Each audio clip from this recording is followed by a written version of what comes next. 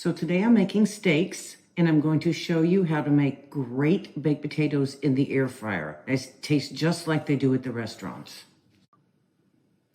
So the trick is to make sure you spray the outside of the potatoes all over with olive oil. If you don't have a sprayer, you can just put some in a paper towel and wipe it all over, but just make sure you get it all over. You can use whatever seasoning you want on the outside of the potato.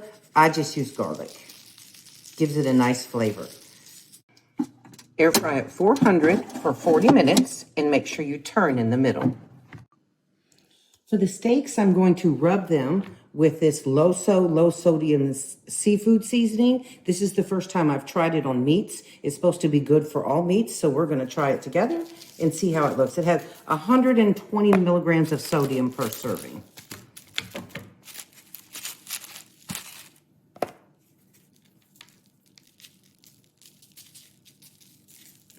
Let's see how it does.